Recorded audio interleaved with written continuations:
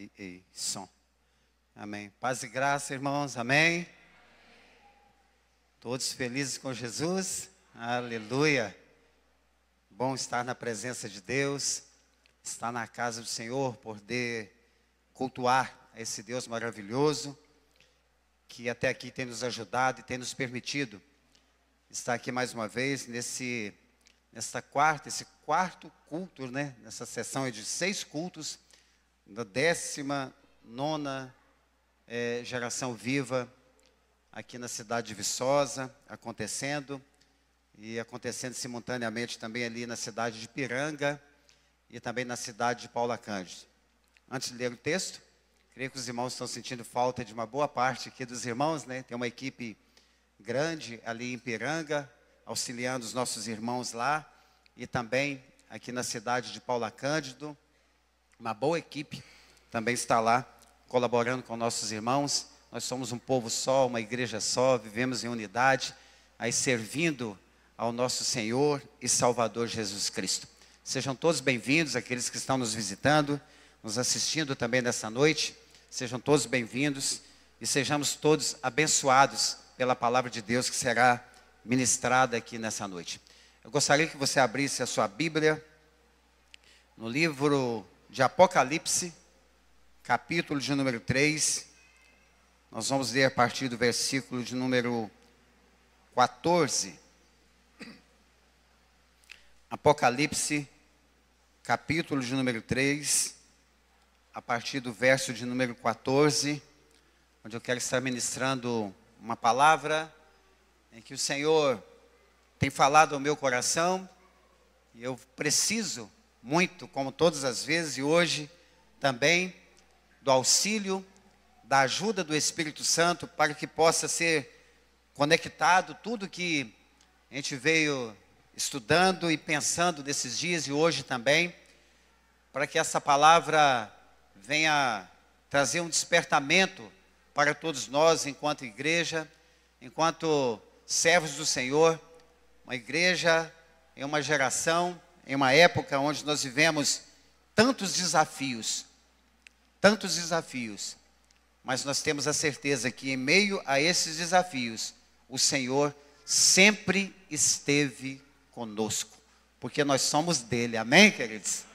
Aleluia. Então diz assim a palavra em Apocalipse capítulo 3, verso 14 em diante. Ao anjo da igreja em Laodiceia escreva: essas coisas diz o Amém, a testemunha fiel e verdadeira, o princípio da criação de Deus. Conheço as obras que você realiza, que você não é nem frio nem quente. Quem dera você fosse frio ou quente.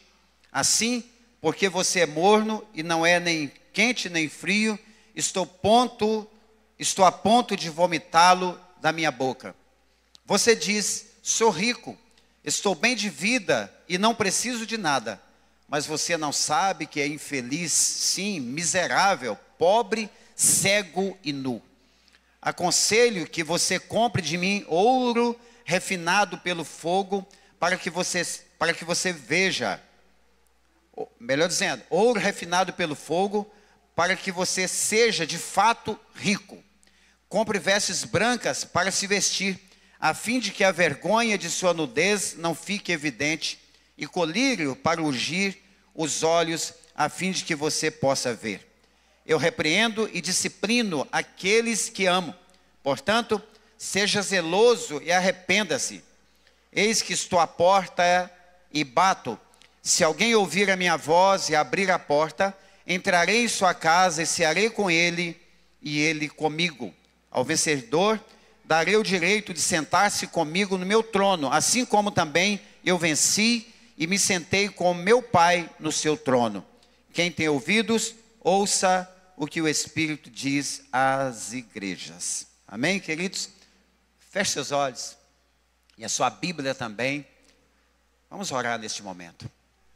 Pai amado, querido, santo Deus, nós queremos te louvar, te bendizer, te exaltar nesta noite, mais uma vez pelo privilégio de estarmos aqui, ó Deus, reunidos na sua presença, com gratidão em nosso coração, em ter essa convicção que o Senhor tem nos ajudado até aqui, que o Senhor tem nos sustentado até aqui, e que essa 19ª geração viva, Pai, só está acontecendo porque o Senhor tem sustentado a sua igreja, porque o Senhor tem sido conosco. Pai querido, este é o momento de ouvirmos a Tua voz, de ouvirmos a Tua palavra. Por isso eu peço em nome de Jesus, Espírito Santo, fale através da minha boca aqui nesta noite, que o Senhor tenha liberdade. O Senhor sabe como cada um de nós está, como está cada coração nessa noite, como está cada família aqui representada. Por isso, Deus, nós colocamos as nossas vidas diante do Teu altar, na total dependência do Senhor. Em nome de Jesus, nós oramos e Te agradecemos. Amém e amém. Pode sentar, queridos. Se você quiser sentar dando glória a Deus, aleluia, fique à vontade.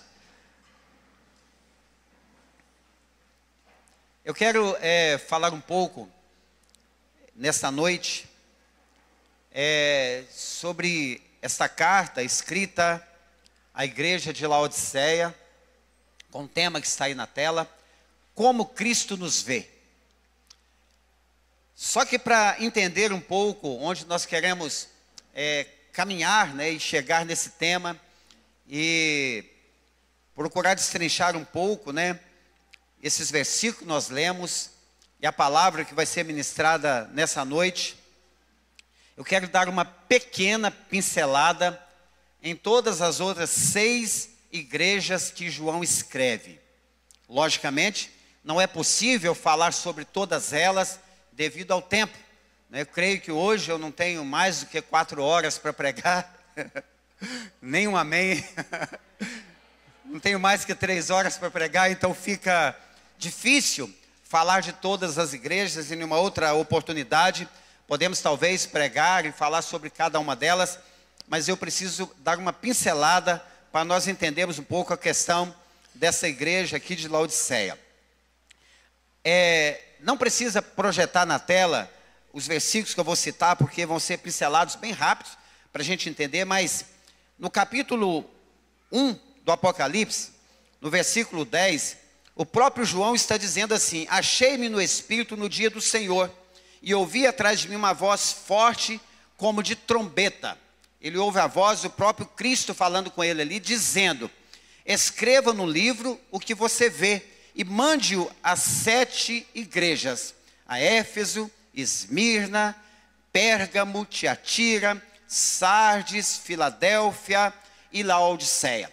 No verso 12, a Bíblia diz que João, ele volta para ver quem falava com ele, e ao se voltar, ele vê 7 candelabros de ouro, já significando ali as 7 igrejas. E no meio desses candelabros, ele vê um semelhante ao filho de homem, com vestes talares, vestes longas e cingido à altura do peito, com um cinto de ouro.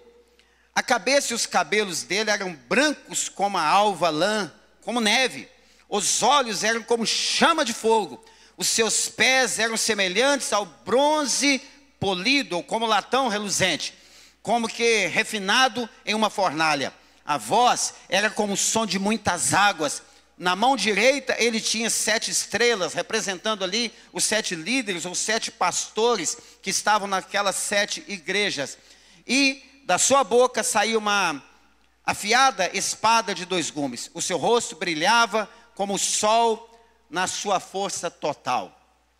João, quando ele tem esta visão do Cristo ali glorificado, ele está na ilha de Patmos, onde ele recebe toda essa visão. Patmos era uma pequena ilha rochosa ali no mar Egeu, próximo ao litoral onde hoje se situa a Turquia, cerca de 80 quilômetros de Éfeso. Era conhecida como uma colônia penal ali dos romanos, onde os romanos levavam e colocavam ali os seus prisioneiros, e muitos deles morriam lá, outros tinham oportunidade de sair de lá, mas muitos morriam lá. E João já estava idoso quando ele tem esta visão, ele ouve essa voz poderosa do próprio Cristo falando com ele ali na ilha de Patmos. E é interessante olhar que nessa ilha, onde o Espírito do Senhor conduziu João a uma experiência espiritual incrível, algo sobrenatural, durante a qual ele concede essa visão a João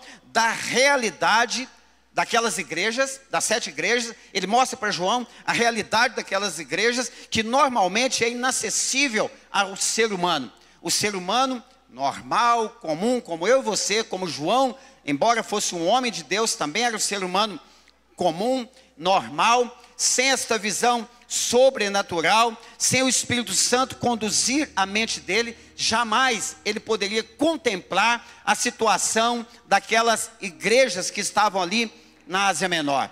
João ouve do próprio Cristo, do próprio Jesus Cristo, a realidade, a verdadeira situação de cada uma daquelas igrejas.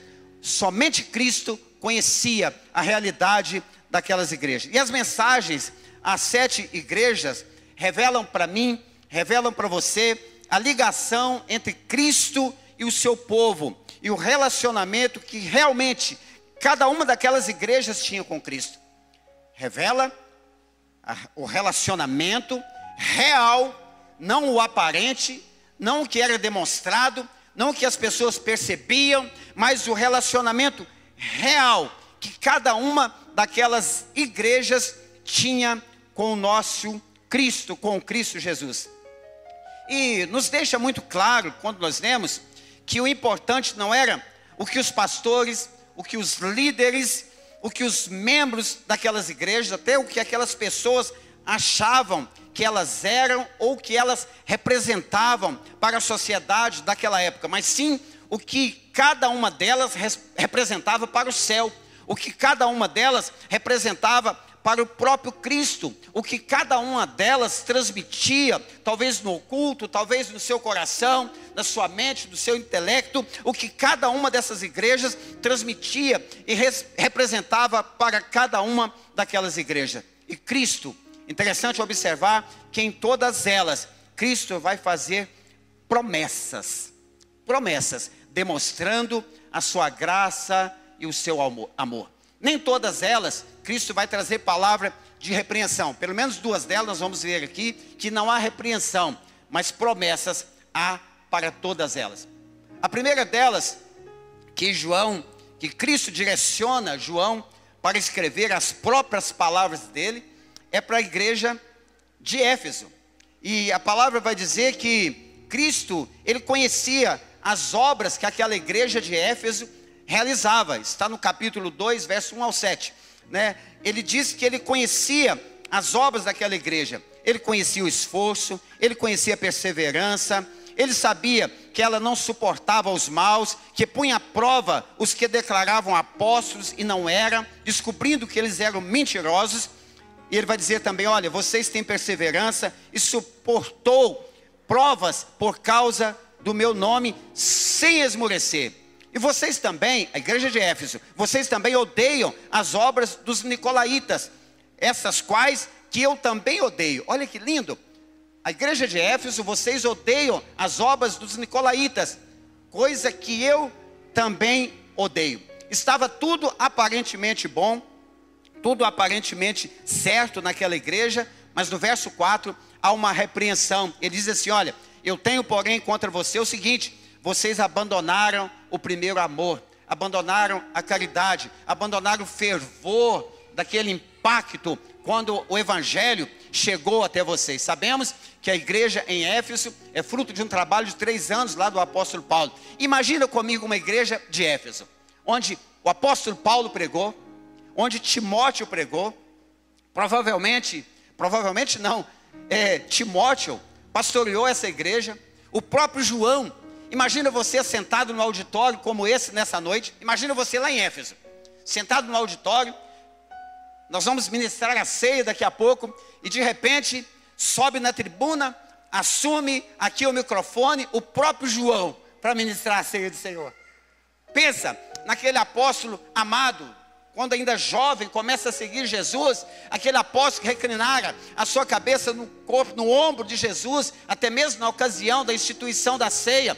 João, o apóstolo amado, próximo de Cristo, de repente ele assume a tribuna e começa a ministrar sobre o próprio Cristo que ele andara com ele. Imagina o apóstolo Paulo pregando, imagina Timóteo explicando, talvez Apolo com toda eloquência pregando nessa igreja. João está escrevendo as próprias palavras de Cristo dizendo: o amor de vocês esfriou. Não há amor mais nessa igreja. 3 pontos importantes. Quando há essa repreensão para essa igreja, ele vai dizer assim: olha, lembra-se de onde vocês caíram. Traga a memória onde foi a queda. Arrependa-se e volte à prática das primeiras obras. Se vocês não se arrepender, virei até vocês e tirarei o seu candelabro do seu lugar. Mas ele mostra toda a prática da igreja, e lá no final, no verso 7, na parte B, ele vai trazer uma promessa: ao vencedor darei o direito de se alimentar da árvore da vida, e que se encontra no paraíso de Deus. Aleluia. Promessa, repreensão. Vocês erraram, falharam.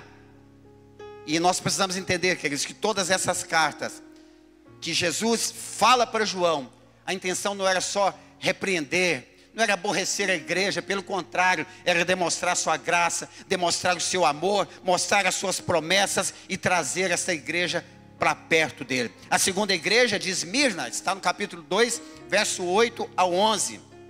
Ao contrário de Laodiceia, que se achava rica e porém era pobre, no versículo 9 desta carta, nós vamos perceber que ele vai dizer assim: olha, eu conheço a pobreza de Esmirna, embora ela fosse rica e sem nenhuma repreensão, ele faz uma promessa a essa igreja: seja fiel até a morte e dar-te-ei a coroa da vida. Está no versículo 10. Ele está dizendo assim: olha, você é uma igreja simples, é uma igreja pobre, mas vocês são ricas, tem depósito aqui diante de mim. Ao contrário de Laodiceia, que se achava rica e era pobre, essa realmente era simples, pobre, mas diante de Cristo ela era rica.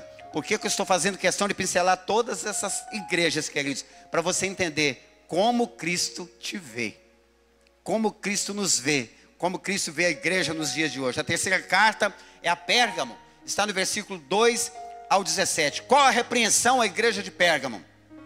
Tenho, porém, contra você algumas coisas. Estão aí em seu meio os que sustentam a doutrina de Balaão, o qual ensinava Balaque a armar ciladas diante dos filhos de Israel, para que comessem coisas sacrificadas aos ídolos e praticassem a prostituição. Além disso, estão também aí em seu meio os que seguem a doutrina dos nicolaítas. Portanto, arrependa-se, outra repreensão, um chamado ao arrependimento, melhor dizendo. Se não, irei até aí sem demora e lutarei contra eles com a espada da minha boca. Quem tem ouvidos, ouça o que o Espírito diz às igrejas. Promessa a Pérgamo: ao vencedor darei do maná escondido. Também lhe darei uma pedrinha branca, e sobre esta pedrinha um novo nome escrito, o qual ninguém conhece, exceto aquele que a recebe. Ninguém vai conhecer, somente aquele que recebe essa pedrinha saberá o novo nome que estará escrito ali. A quarta igreja, Tiatira, capítulo 2, 18 ao 29.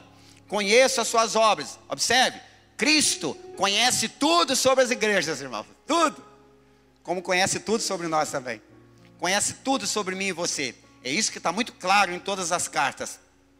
Conheça as obras que vocês realizam, o seu amor, a sua fé, o seu serviço, a sua perseverança e as suas últimas obras, mais numerosas do que as primeiras. Ou seja, vocês estão trabalhando, está funcionando muito melhor agora do que lá no início. Repreensão: tenho, porém, contra você o fato de que vocês estão tolerando essa mulher, Jezabel, que se declara profetiza.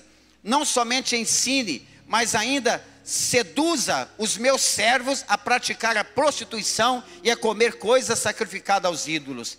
Dê-lhe tempo para que se arrependesse, porém ela não quer se arrepender da sua imoralidade. Eis que farei com que fique acamada e trarei grande tribulação aos que com ela adulteram, caso não se arrependa das obras que ela incita. Olha o amor de Deus, repreensão, ele mostrando a saída, mostrando a solução, caso não se arrependa daquilo que elas estão praticando. Promessa, verso 26, 27 e 28. Ao vencedor que guardar até o fim as minhas obras, eu lhe darei autoridade sobre as nações, e com cetro de ferro as governará, e as reduzirá a pedaços, como se fossem objetos de barro. Assim como também eu recebi a autoridade de meu Pai, e eu lhe darei ainda a estrela da manhã. Promessa de novo. A quinta, quase chegando aqui em Laodiceia. Sardes, capítulo 3, verso 1 ao 6. Conheço as suas obras, que você realiza, que você tem fama de estar vivo, mas está morto. Olha o que a igreja passava. Parecia que estava viva, todo mundo vivo. Mas Jesus está dizendo, não, eu conheço. Vocês têm fama de vivo, mas estão mortos. Não tem nada de vida aí não. Fique vigiando e fortaleça o restante que está para morrer. Porque verifiquei que as obras que vocês realizam não são íntegras na presença do meu Deus. Lembre-se, pois, do que você recebeu e ouviu. Guarde-o e arrependa-se. Se você não vigiar, virei como ladrão. E você de modo nenhum saberá em que hora virei contra você. Mas você tem aí em Sardes umas poucas pessoas que não contaminaram as suas vestes. Elas andarão comigo vestidas de branco, pois são dignas. Promessa? Para mim também. Eu vou pegar essa promessa aqui para mim também. Aleluia. Verso 5, promessa. O vencedor será assim vestido de branco, e de modo nenhum apagarei o seu nome do livro da vida. Pelo contrário, confessarei o seu nome diante do meu Pai e diante dos seus anjos. Penúltima igreja, Filadélfia, capítulo 3, versos 7 ao 13. Filadélfia, uma igreja assim como a de Esmirna, sem repreensão alguma, mas com recomendações importantes, como por exemplo no verso 11. Venha sem demora, conserve, guarde o que você tem, para que ninguém tome a sua coroa. Filadélfia e Esmirna não tem repreensão, mas tem promessas. Ao vencedor, promessa. Versículo 12. Farei com que seja uma coluna no santuário do meu Deus, e dali jamais sairá. Gravarei sobre ele o nome do meu Deus, o nome da cidade do meu Deus, a nova Jerusalém que desce do céu, vinda da parte do meu Deus, e o meu novo nome.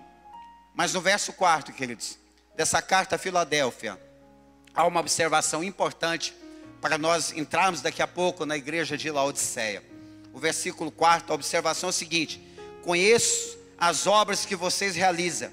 Eis que ponho diante de você uma porta aberta, a qual ninguém pode fechar.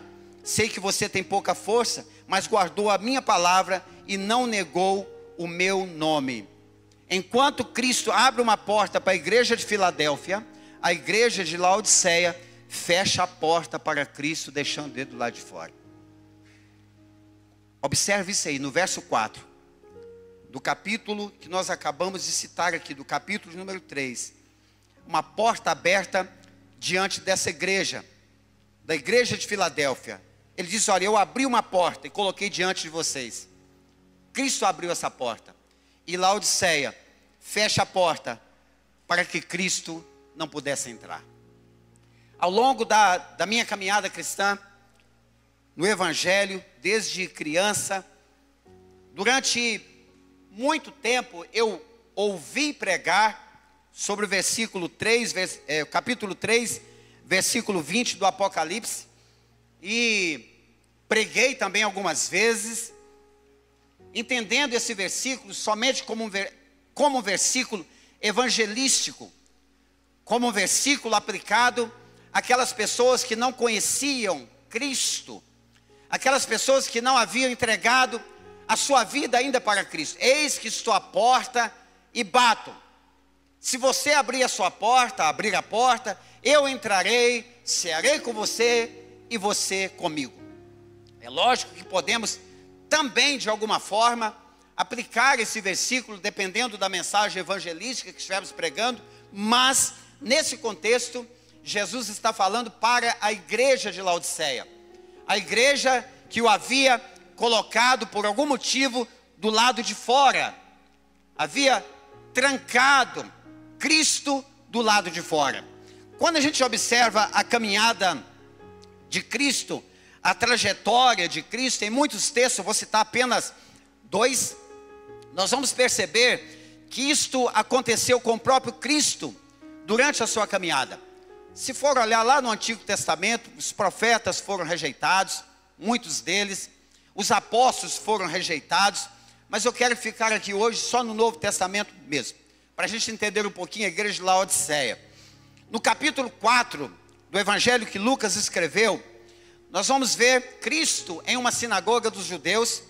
E quando ele chega nessa sinagoga, ele pega o livro, ele pega o rolo e desenrola, e ele começa a ler o capítulo 61 do livro do profeta Isaías, que está escrito assim: o Espírito do Senhor está sobre mim. Pensa em Cristo chegando na sinagoga, pegando o rolo, abrindo o rolo e começando a ler. Cristo já havia sido batizado, já havia iniciado o seu ministério, já havia confrontado o diabo lá no deserto e vencido ele pelo poder da palavra. Agora ele está aqui na sinagoga, ele pega o livro e ele começa a dizer: o Espírito do Senhor está sobre mim, porque ele me ungiu para evangelizar os pobres, enviou-me para proclamar libertação aos cativos e restaurar, dar vista aos cegos, trazer restauração e dar vista aos cegos, para pôr em liberdade os oprimidos e proclamar o ano aceitável do Senhor.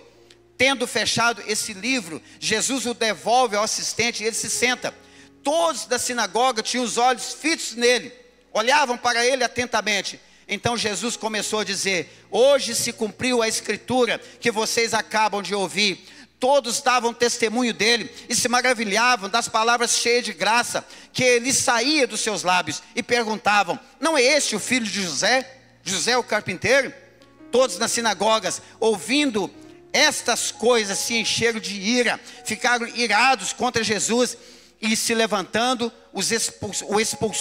expulsou Jesus da cidade, e o levaram até um alto lugar, um alto monte, sobre o qual, ali naquele alto, a cidade estava edificada, para que de lá eles pudessem atirar Jesus, jogar Jesus lá do alto daquele monte. Porque Jesus professa essas palavras do profeta Isaías, que acerca dele já estava escrito. Os judeus, eles ficam revoltados, expulsam Jesus da sinagoga, levam ele para um alto monte. A intenção deles era jogar Jesus, precipitar Jesus daquele lugar, para que Jesus pudesse ali ser ferido e talvez morto. Mas Jesus passa do meio deles e vai embora. Jesus foi expulso da sinagoga. Expulso da sinagoga. Nós não queremos você aqui. Nós não queremos o Senhor aqui. E ele estava dizendo: o Espírito do Senhor Jeová está sobre mim. Nós não queremos o Senhor aqui. Saia daqui. Expulsaram Jesus de lá. Um outro texto interessante a observar também, Marcos, está em outros evangelhos também, mas eu escolhi Marcos 11, a partir do verso 8. Jesus está entrando em Jerusalém. Olha que lindo. Quando você lê o texto, você fica maravilhado. Eu sou assim, eu leio e fico maravilhado. Como pode isso? Jesus, ele está ali montado em um jumentinho, ele entra em Jerusalém, muitos estendem lá suas capas pelos caminhos, espalham ramos que haviam cortado nos campos, tanto os que iam à frente, os que iam atrás, iam preparando o caminho para Jesus passar, e eles não ficavam em silêncio, eles clamavam o tempo todo: Hosana, bendito o que vem em nome do Senhor, bendito o reino que vem, o reino de Davi, nosso pai, Hosana nas maiores alturas. E Jesus entra em Jerusalém, e Jesus vai no templo. Sabe o que acontece naquele dia? Jesus, ele vai no templo, ele dá uma observada no templo. A Bíblia vai dizer que já era tarde, Jesus olha o templo. Eu imagino Jesus entrando no templo de Jerusalém, olhando, conjecturando, imaginando. E Jesus vai embora. Hoje não. Jesus vai embora. Quando você continua lendo o texto, você vai ver que ele só observa, mas no dia seguinte ele volta com uma missão. E essa missão foi chique. Essa missão foi maravilhosa. Você pode depois ver o versículo 19 ao 15. E foram para Jerusalém. Quando Jesus entrou no templo, começou a expulsar os que vendiam e compravam dentro do templo. Derrubou as mesas dos cambistas e as cadeiras dos que vendiam pombas, e não permitia que alguém atravessasse o templo carregando algum objeto. Também os ensinava e dizia: não é isso que está escrito? A minha casa será chamada casa de oração para todas as nações? Mas vocês fizeram dela um covil de salteadores. E os principais sacerdotes e escribas ouviram isso e procuraram uma maneira de matar Jesus, pois o temiam, porque toda a multidão se maravilhava de sua doutrina. E vindo à tarde, Jesus e os seus discípulos saíram da cidade. Observaram? Jesus expulso da sinagoga.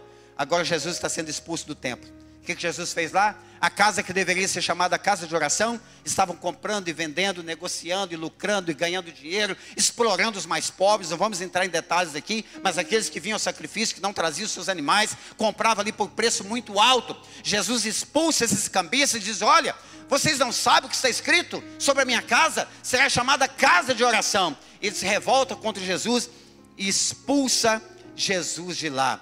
Jesus foi expulso da sinagoga, Jesus foi expulso do templo, e agora ele está do lado de fora da igreja de Laodiceia, como está do lado de fora de muitas igrejas nos dias de hoje. Eu não sei se a gente diz misericórdia, ou se diz amém com uma informação como essa. Eu vou dizer amém porque Jesus está aqui conosco, amém, queridos? E vou dizer misericórdia porque em muitas igrejas Jesus não se faz mais presente lá. É interessante que o que Jesus identifica na igreja de Laodiceia, quando ele olha para ela, Jesus identificou falta de fervor espiritual naquela igreja. Falta de fervor espiritual naquela igreja. Jesus identifica também que um crente morno, o caso da igreja de Laodiceia, ele é pior do que um incrédulo frio. O crente morno é pior do que o incrédulo, aquele que não creu ainda em Cristo, aquele que não entregou a vida a Cristo ainda. Esse crente morno é pior do que essa pessoa que está fria. Jesus identificou que a autoconfiança da igreja era absolutamente falsa. Ela demonstrava algo, mas na realidade espiritualmente ela não tinha nada, ela estava morta. Jesus revelou que um crente morto, em vez de ser o seu prazer, lhe provoca náuseas e vômito. Como Cristo nos vê. Jesus identificou e deixa claro no texto que um crente, uma pessoa morta, lhe provoca náuseas e lhe provoca vômito. O tempo de Laodiceia, queridos, da igreja de Laodiceia, revela para nós, ou para os últimos dias, a apostasia, o esfriamento na fé, o afastamento de Deus. As pessoas se desviando da fé verdadeira e pura, seguindo falsas doutrinas. Laodiceia representa uma igreja morna, indecisa ou indiferente, que serve ao mundo e quer servir a Deus ao mesmo tempo. Jesus vai dizer em Mateus 6, 24, que nós não podemos servir a dois senhores, ou servimos um, ou servimos o outro. Uma igreja que não se posiciona espiritualmente. Vários cristãos recebem o fogo do Espírito Santo e com o tempo vão se esfriando, mas não se decidem em buscar o renovo e estão cada vez ficando mais mornos e mornos. Estou na metade da introdução da palavra e já quero adiantar para você o seguinte: nós estamos aí na 19ª edição do Geração Viva. E o Senhor, Ele tem realmente nos preparado para vivermos um novo tempo. E nós entendemos que essa preparação, ela vem mediante a pregação do Evangelho verdadeiro, puro, do jeito que ele é. Não importa, não é o que nós representamos. É lógico que a nossa conduta moral, nossa conduta como cristãos, os frutos precisam ser vistos pelas pessoas, mas não necessariamente aquilo que nós falamos, aquilo que dizemos que nós somos, mas aquilo que realmente nós somos diante de Deus, como Cristo realmente nos vê. Uma igreja que não vê o sofrimento do seu próximo, ela está cega. Se a igreja só se valoriza ou valoriza o dinheiro, ela está pobre espiritualmente. Se a igreja não prega santidade, ela está nua diante de Deus. Jesus está batendo na porta das igrejas. Por quê? Porque ele ficou do lado de fora, porque estava se sentindo ou sentindo vontade de vomitar aquela igreja da sua própria boca.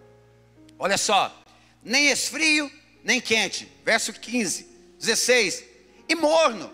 Quer dizer, você não é frio, você não é quente, você é morno.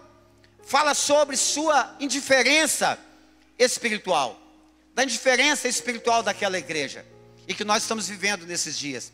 Nós, falo o contexto geral de igreja, e quero louvar a Deus e orar para que depois desses dias impactantes pelo poder da palavra. Você crê que a palavra te impacta, irmãos? Que impacta é a palavra. Não é o desempenho do pregador, não é uma boa oratória, não é um bom conhecimento, não é a eloquência, é a palavra que impacta, o que precisa impactar os nossos corações. Essa cidade é interessante porque a água da cidade vinha de aquedutos das fontes termais de Herápolis, que ficava a cerca de 10 quilômetros de Laodiceia. Só que quando ela já chegava morna. Então tinha um histórico disso aí, tinha um contexto em que Jesus aplicava. A cidade de Herápolis tinha as águas mornas, termais, enquanto que Colossos tinha as águas naturais, frias, boas para o consumo.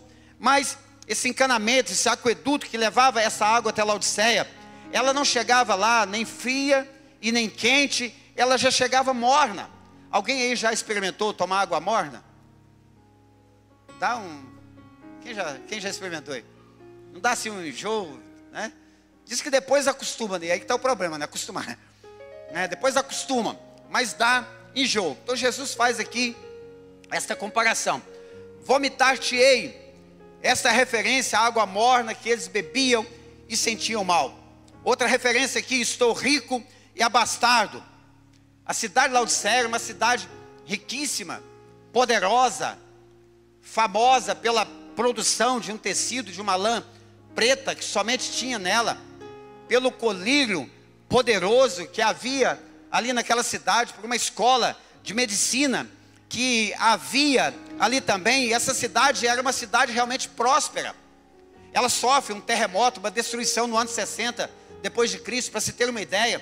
E eles reconstroem essa cidade com recursos próprios, sem depender, recusam ajuda de Roma. Não precisamos de ajuda. Tamanha era o egoísmo, tamanha era a alta confiança do povo daquela cidade, e não reconhecer que precisava. Não precisa ajuda não. E de fato, eles reconhecem, mas eles estavam pobres. Qual era a situação espiritual dessa igreja?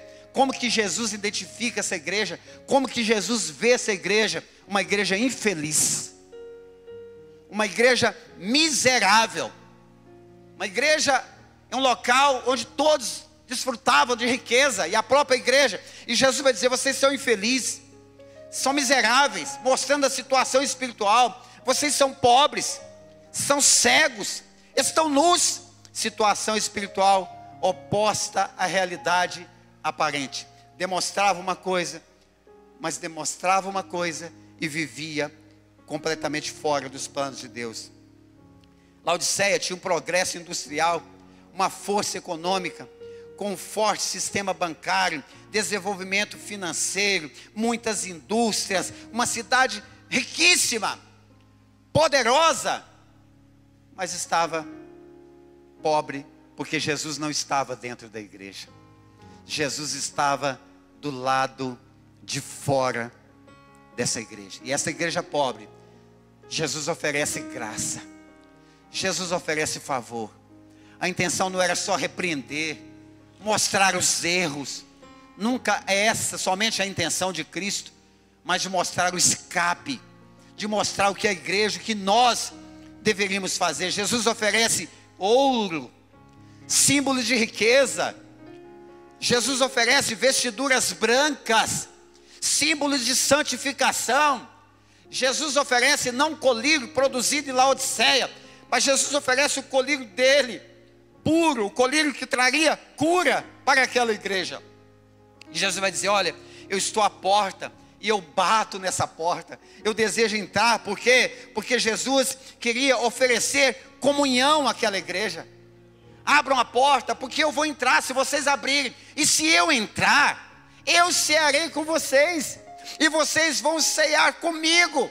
Jesus oferece comunhão com Deus, com Ele, a uma igreja que estava vivendo, uma igreja abastada, rica, de uma cidade rica, que ignorava tudo, estava uma apostasia, estavam mornos. Jesus está dizendo: ei, tem esperança para vocês, tem esperança. Eu tenho cura, eu tenho vestes brancas para vocês, eu tenho colírio para os olhos de vocês, para que vocês possam ver a verdadeira realidade. Eu quero ceiar com vocês, eu quero que vocês ceiem comigo. E olha, não é só isso. Jesus está dizendo: olha, vocês vão assentar comigo no trono, vocês vão reinar comigo, se vocês se arrependerem e buscarem isso de mim. Vocês têm a oportunidade de assentar no trono. Aí você pode perguntar assim: mas como que Laodiceia poderia comprar tudo isso? Vestes novas. Como que ele poderia comprar colírio? Como que ela vai comprar ouro? É interessante que era uma cidade rica, uma igreja rica. E Jesus, logicamente, não está oferecendo para que eles comprassem isso com dinheiro. Jesus está oferecendo graça para essa igreja. Um exemplo, lá em Isaías capítulo 55, versículo 1, 55, versículo 1, está escrito assim: todos vocês que têm sede, venham às águas. E vocês que não têm dinheiro, não precisa de dinheiro, queridos, venham, comprem, comam, sim, venham e comprem sem dinheiro e sem preço, vinho e leite. Jesus oferecendo de graça, queridos, aquele que poderia oferecer para a Laodiceia e para a igreja dos dias de hoje também, para mim e para você. O que Jesus oferece é um favor. Deus quer abrir os nossos olhos, nos enriquecer de bênçãos espirituais e nos vestir com santidade. Eclesiastes 9, verso 8 está escrito: em todo tempo sejam alvas as vossas vestes, e nunca falte o óleo sobre as vossas cabeças. Há um conselho meu, pastor César, escrevi aqui, eu mesmo coloquei por minha conta aqui, e vou pegar isso para mim. Deixe o Espírito Santo incendiar o coração, o seu coração, os nossos corações com o seu poder, para que nós sejamos revestidos realmente do poder de Deus, para que nós possamos enxergar, para que possamos ter vestimentas novas, brancas, limpas, lavadas pelo sangue do Cordeiro, para que possamos cear com Cristo e Ele cear conosco, e para que possamos também nos assentar no trono, como Cristo venceu e se assentou à direita de Deus. Isso é promessa para a igreja de Laodiceia, queridos. Essa pincelada que eu dei aqui, nessa introdução, foi só para voltar no tema, no texto que nós lemos. Como Cristo nos vê. Olha só, olha para cá um pouquinho e presta atenção. Como você me vê aqui nessa noite? Que isso, como você me vê? A Isabela, minha filha, falou: eu te vejo lindo. Falou não, Isabela. Camisa azul, calça bege, tal, sapatinho, né? Suando aqui, profetizando para chegar um guardanapo aqui para secar o suor. Não chega de jeito nenhum. Roberto. Glória a Deus.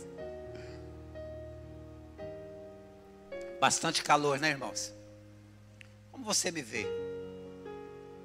Agora, o importante é como Cristo me vê.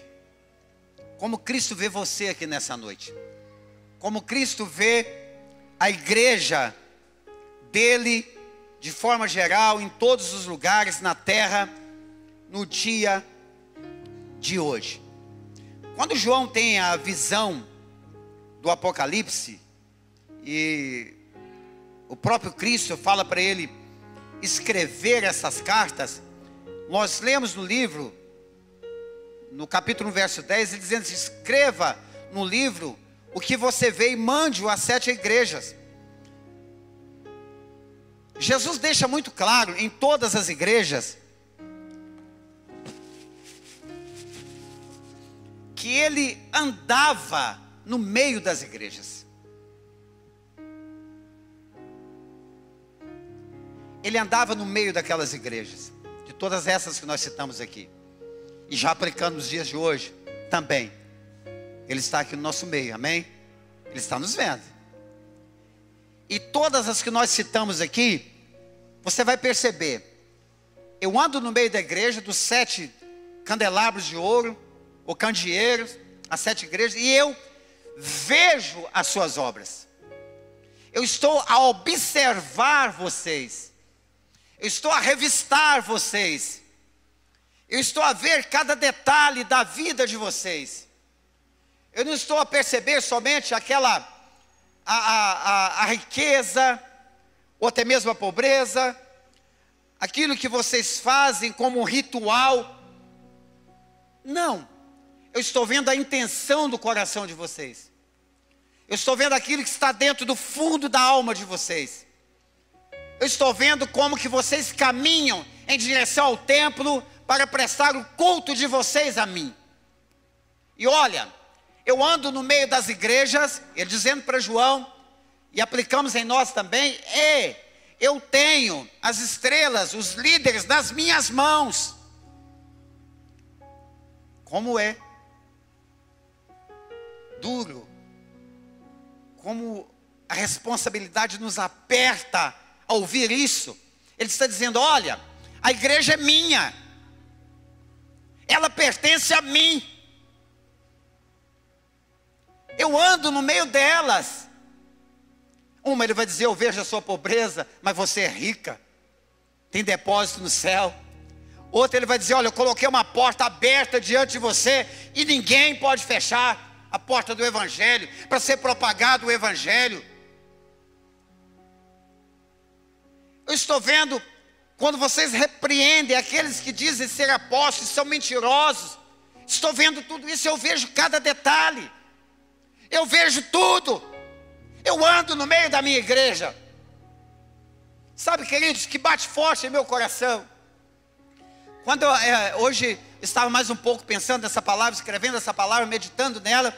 E quando eu fui procurando se Deus, eu quero um tema para essa palavra. E aí eu fui tomar banho. Na hora que eu estou tomando banho, lá debaixo do chuveiro, tomando banho, veio em mim assim, ó: como Cristo está me vendo. Aí eu pensei: como Cristo nos vê, como Ele nos observa. Agora, queridos, como que nós vamos nos comportar enquanto igreja, sabendo que Cristo anda no nosso meio, sabendo que Cristo está no nosso meio hoje à noite aqui, sabendo que Ele sabe o que passa na nossa mente, no nosso coração, as nossas obras, se são verdadeiras, se são falsas, se são para aparecer ou se não são, se são realmente para glorificar o nome dEle, ou se nós estamos nos gabando da nossa riqueza, do nosso dinheiro, do nosso conhecimento, de nós mesmos. Cristo está vendo tudo isso. Ei, eu sei a obra de cada um de vocês. E olha lá, Laodiceia, você está pagando aí de uma igreja rica, poderosa, que não precisa de ninguém. Mas ei, você é uma igreja morna. Gostaria que fosse frio, que fosse quente. Frio, não conhece ainda. Incrédulo, ímpio, não conheceu a Cristo ainda. Quente, fervoroso. Eu queria que vocês fossem frios, porque eu vou chegar lá com a minha graça e vou transformar vocês. Agora, que bom seria também se Laodiceia, que bom seria também se a CB Paz de Viçosa, Paula Cândido, Piranga, Canaã e tantas outras mais que vão surgir, se nós fôssemos uma igreja realmente fervorosa no Espírito Santo de Deus, uma igreja cheia de Deus. E somos, amém, irmãos? Somos uma igreja cheia de Deus. Precisamos crer nisso. Aí Jesus vai dizer, imagine Jesus dizendo para João: essa igreja é morna. E porque ela é morna, João, eu vou vomitar essa igreja da minha boca. Eu não quero essa igreja, não quero que ela seja dessa forma. Jesus está vendo uma igreja que estava cega espiritualmente falando. E olha que ele faz essa comparação, né? Produzia um colírio tão poderoso para curar a cegueira física das pessoas, auxiliar na visão de muitas pessoas. Mas espiritualmente essa igreja estava cega. Vestes lindas e maravilhosas, caríssimas, exportavam para diversos lugares, mas espiritualmente vocês estão nus. Sabe qual é a condição espiritual de vocês? Miseráveis, pobres, cegos, nus. Olha, queridos, Jesus está, as outras igrejas, caminhando entre essas igrejas, mas esta igreja de Laodiceia é muito triste, porque Jesus, na sua onisciência, atributo que somente Ele tem, Ele sabia a condição dessa igreja, mas Jesus estava do lado de fora dessa igreja. Essa igreja havia fechado a porta para Jesus, Maurinho, dizendo assim: ei, nós temos tudo, nós somos poderosos, agora nós não precisamos mais de Jesus não, precisamos mais do Senhor aí não, pode ficar de fora aí. E quantas pessoas, quantas igrejas têm feito isso, irmãos? Deixado Jesus do lado de fora, vivendo de coisas que não agradam a Deus, pregando um falso evangelho, pregando mentira, enganando o povo, levando o povo a emoções, simplesmente emoções. Mas Jesus está do lado de fora, mas aqui não, Jesus está do lado de dentro, amém, irmãos? Jesus está aqui conosco. Olha o nosso tema, isso é convicção, isso é fé. Até aqui nos ajudou o Senhor esteve e está conosco. Eu creio nisso, e creio muito nisso. A condição dessa igreja, Jesus disse, olha, todas as outras eu ando no meio, eu tenho os pastores nas minhas mãos. E eu alerto para os pastores também, olha, se não cuidar, eu vou remover essa igreja da sua mão, fique esperto. Eu tiro você e ponho outro aí, porque o controle está nas mãos dele, queridos. Não adianta a gente achar que demonstrando uma coisa agradável aos olhos dos homens, e não sendo verdadeiro para Deus, nós vamos enganar a Deus, que não vamos. A reputação que importa é a que chega no céu, não é a que nós demonstramos aqui na terra. Qual a reputação nossa diante de Deus? Como nós temos chegado diante de Deus? Nós temos reconhecido realmente que Deus está aqui, queridos. Eu sei que Ele está presente aqui conosco. Aleluia. Quando Ele olha para essa igreja e Ele vê a situação dessa igreja, Ele não só fala com João com a intenção de discriminar essa igreja. Ele não queria abandonar essa igreja. Ele viu pessoas ali com possibilidade de mudança. O desejo dele, queridos, era estar no meio dessa igreja. Era que a porta fosse aberta para que ele pudesse entrar, para que houvesse uma mudança nessa igreja. Por isso que ele apresenta diante dessa igreja dizendo, olha, assim diz o amém, a testemunha fiel e verdadeira, o princípio da criação de Deus. Ele está dizendo, João, escreve o que o Filho de Deus, que eu estou dizendo para você. Nós podemos dizer que Jesus estava dizendo assim, olha, ainda que essa igreja esteja vivendo essa situação, essa igreja é minha, ela me pertence. Eu não quero que essa igreja venha sucumbir, que essa igreja venha se paralisar, que ela continue numa vida de mornidão. Eu quero oferecer a essa igreja uma visão nova. Eu quero oferecer a essa igreja vestes novas. Eu quero oferecer à igreja ouro, símbolo da realeza, da autoridade também de Cristo. Eu quero oferecer a essa igreja uma oportunidade dela ter vestes brancas, porque o meu desejo é ceiar com essa igreja, é ter comunhão com esta igreja. No versículo de número 18, ele traz um conselho maravilhoso. Olha, eu estou dando um conselho. Observa que Jesus não obriga ninguém a fazer nada. Ele não diz assim, olha, você tem que fazer, você precisa fazer. Vem, Jesus humildemente, olha, João, eu quero aconselhar essa igreja, dizer para ela o seguinte, olha, eu tenho algo bom para oferecer para vocês. Jesus tem algo bom para oferecer para nós aqui nessa noite. Eu disse pela manhã aqui, após a pregação do pastor Drauzio, palavra poderosa que ouvimos aqui hoje, e também na ministração da ceia, que as palavras elas vão se conectando, e que Deus ele está nos direcionando realmente.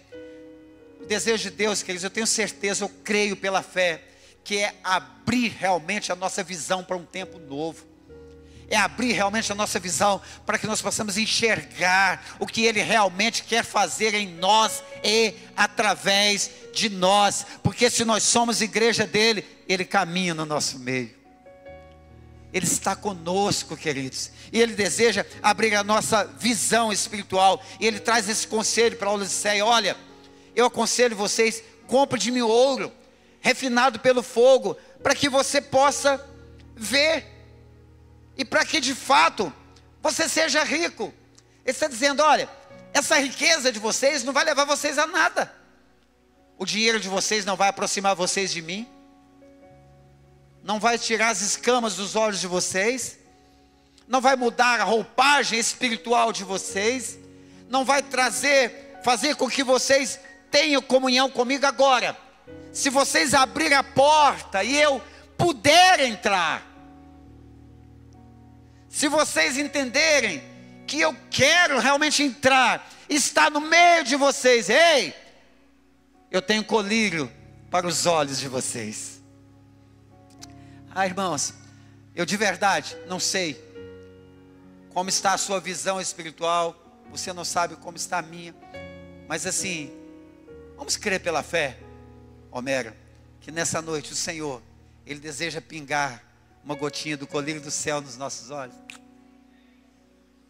para que a gente possa perceber. João, quando ele teve a visão do Apocalipse, a visão do Cristo glorificado na ilha de Patmos, a Bíblia vai dizer que ele caiu como morto. Pá! E o que nós queremos é que Deus abra a nossa visão espiritual, para que nós possamos enxergar, ter discernimento da palavra, dos projetos, dos planos de Deus, queridos. Nós temos certeza pela fé que os anjos do Senhor estão aqui, amém? Eu creio nisso. Agora, é impossível e é interessante como as pessoas conseguem ver anjos de todo jeito e ficar do mesmo jeitinho, normal, em pé, permanecer de pé, dizer, estou vendo um monte de anjo, e normal. Todos que viram, caíram de joelhos, ofereceram até adoração a anjos realmente que não aceitaram a adoração, caíram de joelhos diante do Cristo glorificado. Se nós abrirmos os nossos olhos, que se Deus nesse momento quiser realmente abrir os nossos olhos espirituais, para que a gente possa ver realmente, pela fé eu creio. Tem mais alguém que crê comigo? Está cheio de anjos de Deus aqui. Já pensou, queridos, que ia ter de crente caindo de joelhos aqui? Que ia ter de gente caindo no chão, se prostrando. Agora, queridos, adoração é somente ao Cristo de Deus. E nós não precisamos ver, mas nós sentimos e nos curvamos diante dele aqui nessa noite em adoração. Porque ele está presente aqui para trazer cura espiritual para nós todos. Aliás, quando ele fala, eu aconselho que vocês comprem ouro refinado no fogo, para que vocês de fato fiquem ricos, oferecendo uma riqueza verdadeira, vestes verdadeiras, para que eles pudessem vestir, a fim de que pudessem cobrir a vergonha deles. Porque na verdade, queridos, eles achavam que estavam vestidos, mas eles estavam nus. Eles eram uma vergonha, espiritualmente era uma vergonha. E Jesus está dizendo, olha, a fim de que a vergonha de sua nudez não fique evidente. E é interessante que quando você vê João escrevendo, Jesus falando e João escrevendo, para que sua nudez não fique evidente. Espera aí, Jesus está falando de uma nudez espiritual, em que somente Jesus estava vendo, que somente Jesus estava percebendo no meio da igreja. Ele está dizendo, olha, para que isso não se transforme em um grande escândalo, para que não cause maior vergonha, pegue as vestimentas espirituais, as vestes que eu posso oferecer a vocês. Esse colírio vai ungir os olhos de vocês, para que vocês possam realmente ver. E eu sempre digo que eles pregam e ensino que uma das grandes provas do amor de Deus para conosco é quando Ele nos repreende. Quem está disposto a receber a repreensão, a correção de Deus? Amém? Eu estou disposto, porque isso prova que Ele me ama. Olha o que Ele vai dizer no verso 19: eu repreendo e disciplino aqueles que eu amo. Embora fosse uma igreja morna, Jesus disse assim, olha, quem dera se fosse frio ou quente, Jesus não deixou de amar aquela igreja, queridos. Entende? Não importa a condição espiritual que você está aqui nessa noite, a condição espiritual de você que está me assistindo, nos assistindo, ou vai assistir essa mensagem, não importa. Nós precisamos compreender que Cristo, Ele continua nos amando, e é por isso que Ele nos repreende, é por isso que Ele nos disciplina, porque Ele nos ama. Deus nunca desistiu de você, meu irmão. Deus nunca desistiu de nós. Ainda que vacilantes, errantes, pecando, não permanecendo no erro, mas quando nós reconhecemos isso, Cristo nunca deixou de nos amar. Por isso Ele disse, olha, eu repreendo e disciplino aquele que eu amo, portanto, seja zeloso. Ei, arrepende. Ainda havia para Laodiceia uma igreja morna, que Jesus disse, olha, estou pronto, a ponto de vomitar você da minha boca. Ele está dizendo, olha, arrependa-se. Ele chama ao arrependimento. Quantas mensagens de chamado ao arrependimento nós temos escutado nos últimos meses? Por que será? Por que será? Eu vou dizer para você, queridos, porque Cristo não vê do jeito que eu vejo. Ele não vê com a ótica humana. Ele não vê com os olhos naturais, carnais, que eu posso ver, que você pode ver.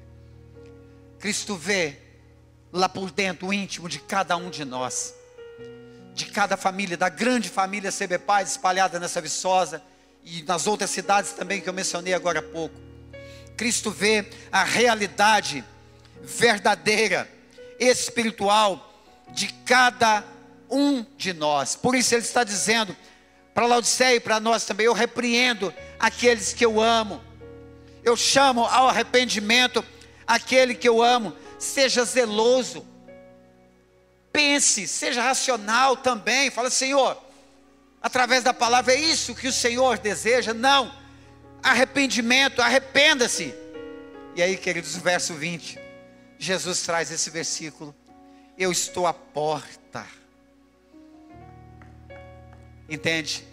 Que não depende primeiramente de mim e de você, que o próprio Cristo, na sua soberania, eu amo dizer isso, é Ele que nos restaura, Ele que busca, é Ele que nos busca, nos traz para Ele novamente, que mostra onde estamos falhando, nos chama ao arrependimento e diz: olha, eu estou à porta, eu quero uma oportunidade, quero só que você me dê uma oportunidade, porque se você abrir essa porta, se você ouvir a minha voz, e agora? Eu abro a porta e ouço a voz? Ou primeiro eu ouço a voz e abro a porta? Por isso, queridos, não está no texto. Não está no texto. Mas eu oro para que o Senhor também abra os nossos ouvidos, para que nós possamos ouvir o que o Espírito está dizendo à igreja diante da sua palavra. O que o Espírito Santo de Deus está dizendo às igrejas nos dias de hoje. Assim como ele termina todas essas cartas dizendo: quem tem ouvidos, ouça o que o Espírito diz à igreja. Quando nós ouvimos essa palavra, ela penetra no fundo da nossa alma, vem mesmo como uma espada de dois gumes, uma espada afiada, penetra na divisão da alma, do espírito, ela vem em nosso coração, ela pode discernir os nossos pensamentos, a intenção do nosso coração, ela vem cortando. Nós abrimos a porta do nosso coração, queridos, em devoção a Deus, um coração quebrantado, humilhados diante dEle, reconhecendo diante deles agora, uma vez que fomos exortados pela sua palavra, agora com entendimento quem realmente nós somos, como Cristo nos vê, nós abrimos o nosso coração, curvamos diante da santidade dEle e entendemos: Senhor, nada que eu fizer, nenhum dinheiro que eu possua, nenhum conhecimento que eu possua, nada disso é suficiente para que eu tenha vestes novas, para que eu tenha esse colírio dos céus, para que eu tenha ouro refinado pelo fogo. Nada disso. O Senhor está dizendo: ei, venha sem dinheiro. Aleluia. Não precisa de dinheiro, venha até mim.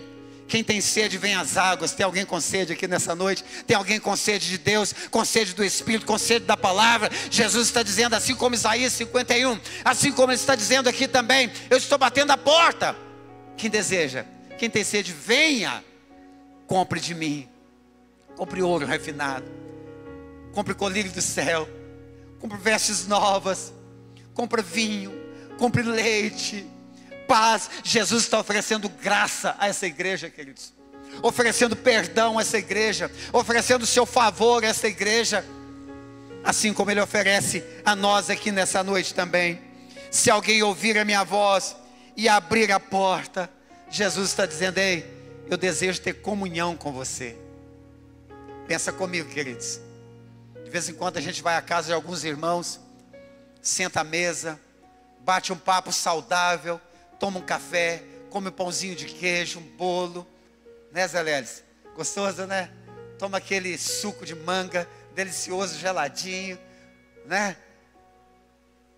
Você senta à mesa com os servos de Deus, Se alguém ainda que não se converteu a Cristo, também não tem problema, se assente à mesa com Ele também, porque Jesus se assentava com os pecadores, para fazer a diferença lá, para pregar o Evangelho. Mas quando a gente entende isso, quer dizer, é tão bom essa comunhão. Agora pense comigo, uma comunhão plena com o nosso Cristo. Pense comigo, você assentar à mesa com o próprio Cristo, poder ouvir a voz mansa, suave e poderosa dele. João ouviu como o som de muitas águas, talvez imaginando ali a água, ou as águas do mar, que batia ali nas rochas da ilha de Pátmos, né, Montoninho? Da ilha de Pátmos, a água do mar que vinha com força e batia naquelas rochas. E João disse: olha, eu ouvi uma voz como o som de muitas águas. Quando eu virei para ver aquele que falava comigo, ei, olhos como chamas de fogo, cabelos brancos como a lã branca, cingido com vestes longas, os seus pés como latão reluzente. É o Cristo, querido, que nós servimos, glorificado como latão reluzente, que acabara de sair do fogo, os seus olhos como chamas de fogo. Oh, aleluia! João diz: ei, eu não consigo descrever, mas quem sabe parece o som dessas águas do mar que bate aqui nessas rochas. Quando ele olha, é o Cristo falando com João e dizendo: João, fala para a igreja de Laodiceia que eles estão equivocados. Oh, aleluia! Que eles estão achando que eles são, mas eles não são nada.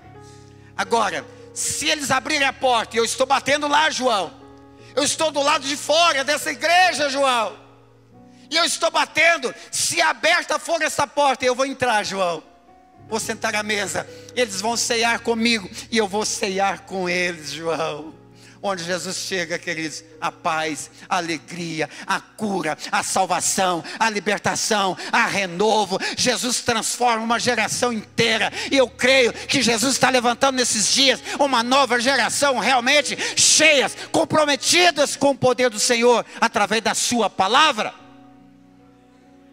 Geração viva, cadê a geração viva? Amém, queridos? Tem uma geração viva aqui nessa noite. Tem uma geração viva aqui nessa noite, amém, aleluia.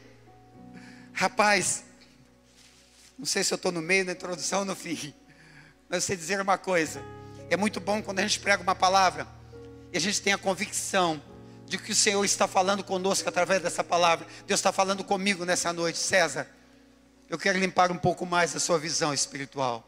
Se você quiser, pegue para você. César, eu quero lavar, eu quero limpar as suas vestes, porque no decorrer da nossa caminhada, querido, os pés vão sujando. Se não tomarmos cuidado, as vestes vão se manchando. Se não tomarmos cuidado, vamos esfriando. Se não tomarmos muito cuidado, podemos correr o risco, e em nome de Jesus que isso não aconteça com nenhum de nós, de muitos se tornarem mornos. E é muito melhor ser frio ou quente, fervoroso, do que ser morno. Caminhando para o final, estou à porta, estou batendo, ouço a minha voz, abra essa porta, eu vou entrar, eu vou cear com vocês, e vocês vão cear comigo. Agora, para esta igreja, que Jesus traz muitas correções, observações dessa igreja. Jesus chama essa igreja para um comprometimento com Ele, para uma nova vida com Ele, para uma nova estação com Ele, para serem realmente revestidos do poder dEle, para adquirir a verdadeira riqueza. Jesus agora está dizendo: ei, no meio dessa igreja, ao vencedor,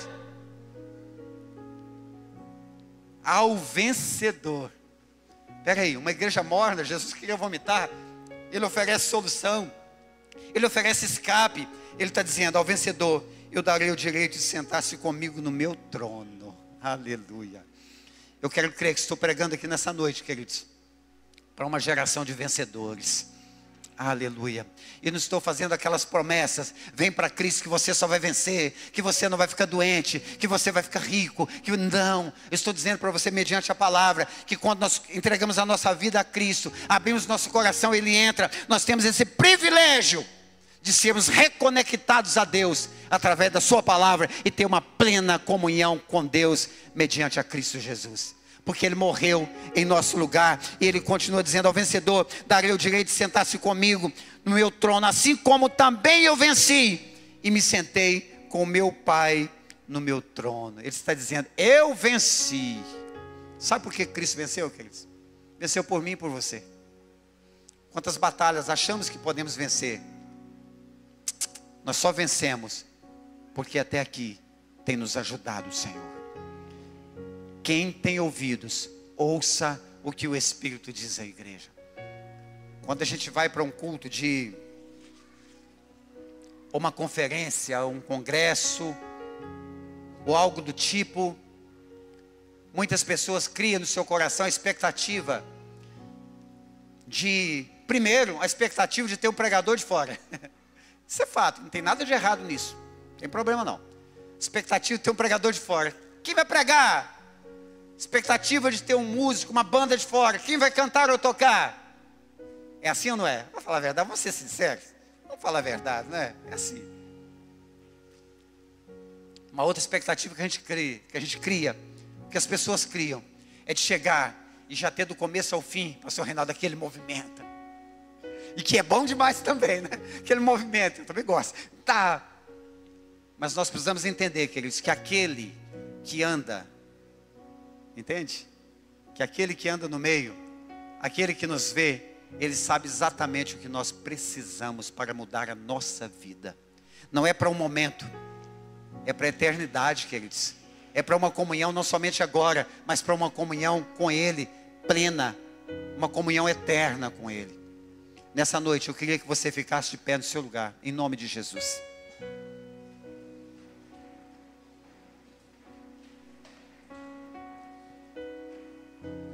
Eu quero orar com você. Daqui a pouco nós vamos ministrar a ceia, já estamos caminhando para o final. Todo dia é festa, não é, irmãos? Toda vez que a gente reúne é festa, não é? Mas hoje, 19ª geração viva, é festa também. Amanhã é feriado, então não tem problema, né? Por isso que eu falei 4 horas, mas é brincadeira, não vamos ficar esse tempo todo. Mas eu queria de verdade, queridos, que você que pode, não se constranja, mas se você puder, fique de pé. Eu queria que você desse a mão à pessoa que está do seu lado aí. É lógico que não é todo dia que a gente faz isso.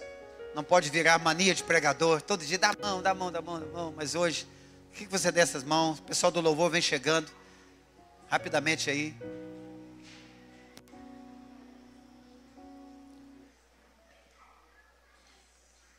Eu queria que você fechasse seus olhos. E que você não somente esperasse do pastor César ficar aqui à frente orando por você. Vou fazer isso também, mas não seja só isso. É que você, que já está conectado a Deus, ou talvez até agora você não sentiu nenhuma conexão, não sentiu ainda a presença do Espírito de Deus na sua vida, ou talvez você ainda não tenha convicção de que o Cristo está caminhando aqui no meio da igreja, que Ele está conosco, que nós estamos realmente nas mãos dEle. Talvez você tenha vivido dias difíceis espiritualmente falando. Um tempo de uma frieza espiritual. Queridos, como tem sido difícil os nossos dias. De uma frieza espiritual terrível. Em alguns casos, mornidão mesmo. As pessoas estão com dificuldades, não que isso precise acontecer mediante uma motivação do pregador. Não estou aqui para te motivar a fazer isso. Não estou aqui para te incentivar a fazer isso, nem para trabalhar nas suas emoções, como alguns fazem também. Não é esse o meu propósito, não é esse o nosso propósito. Mas eu queria nessa noite te encorajar a deixar cair por terra essa mentira. Essa mentira de que Deus não te vê, de que Deus não te ama. E fala isso com propriedade, queridos, porque às vezes a gente ouve isso de pessoas, acha que Deus não me ama mais. Talvez você está hoje aqui dentro do templo com essa sensação, parece que Deus esqueceu de mim, Deus não me ama, não sinto mais a presença dEle.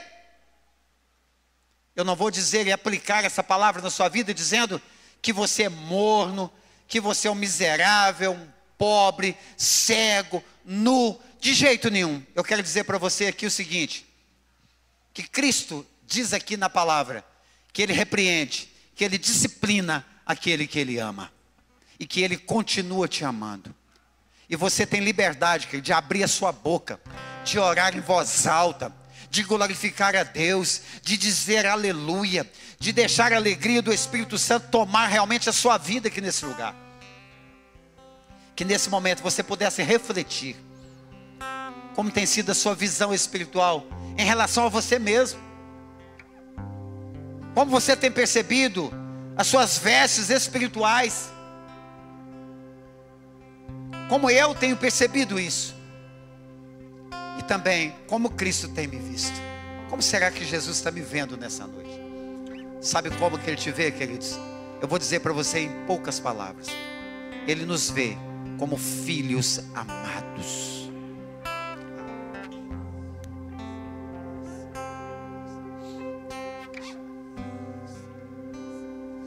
Filhos amados. Entenda uma coisa. Bombardeados em todo o tempo, na mente, por dardos, por setas, por palavras. Palavras que muitas das vezes tentam te colocar para trás, para baixo, fazer você desistir, fazer você achar que você não é nada, que você não é ninguém. Ei, você é filho amado de Deus. E essa palavra que veio ao meu coração, que veio a nós aqui nessa noite, é para nos dizer que Ele anda no nosso meio, que Ele nos revista, que Ele olha para dentro de nós, que Ele para diante de cada um de nós, que Ele sabe como cada um de nós está, como cada um de nós está nos sentindo aqui nessa noite. E que Ele deseja que eles abrir os nossos olhos, colocar colírio novo, que Ele deseja dar vestes novas para você e para mim aqui nessa noite, que Ele deseja nos encher um pouco mais com a presença dEle aqui nessa noite. Por isso eu queria convidar você como igreja, que você, se tiver coragem, seja o primeiro a começar a orar aí no seu lugar. Comece a orar a Deus aí agora. Comece a falar com Ele. Deus, o Senhor sabe quem eu sou. Não importa como o mundo está me vendo, Senhor, mas o que importa é como o Senhor está me vendo. O Senhor sabe quem eu sou, Pai amado. O Senhor tem visto o meu esforço, as minhas obras, as minhas práticas. O Senhor tem visto a minha busca pela santidade, o meu desejo pelo Senhor, assim como o Senhor também tem visto os meus fracassos, as minhas dificuldades, os meus anseios, os meus conflitos. Por isso, Pai, eu sei que não há dinheiro que compre, eu não sei que não há nada que eu possa fazer, Pai. Manifeste mais uma vez a Tua graça em meu favor, a Tua presença em mim, Pai. Eu quero me sentir conectado com o Senhor. Eu quero ter essa comunhão mencionada na Sua palavra. Eu abro a porta do meu coração. Entre, Senhor. Eu quero ter plena comunhão. Venha ceiar comigo. Eu quero ceiar com o Senhor. Que as portas da CB Paz, da comunidade, estejam sempre abertas para o Senhor. Que não sejamos nunca como aqueles da sinagoga que expulsou Jesus, ou do templo que expulsaram Jesus. Como igrejas têm deixado Jesus do lado de fora. Mas que nós tenhamos prazer em ter Jesus conosco o tempo todo. Aleluia. Pai, em nome de Jesus, nós clamamos pela Sua presença, Pai querido. Oh, aleluia.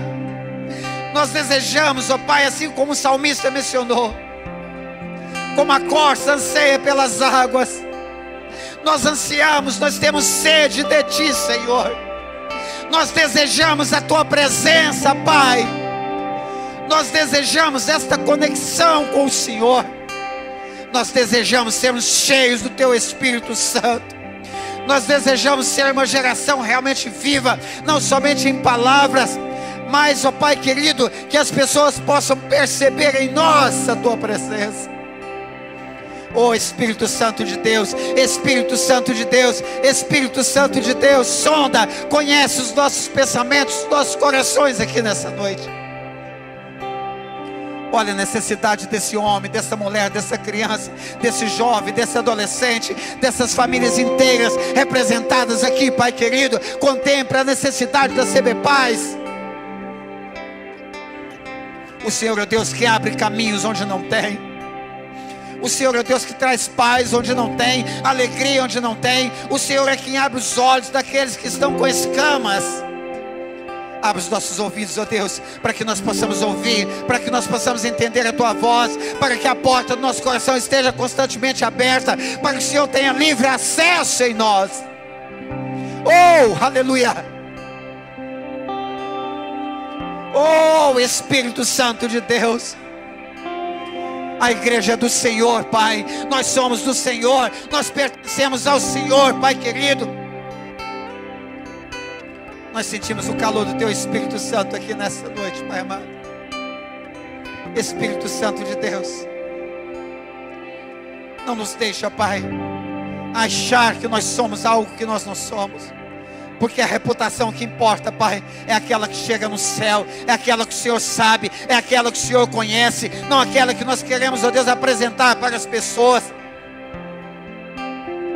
Em nome de Jesus, ó Pai, seja adorado hoje aqui. Que seja a nossa oração de Davi.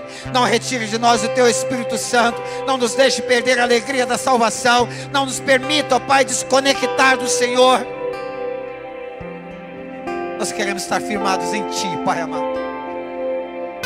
Que as Tuas mãos boas, que as Tuas mãos poderosas, santas, esteja sobre a vida de cada um aqui nessa noite. Que desça o bálsamo do céu sobre cada um de nós aqui nessa noite.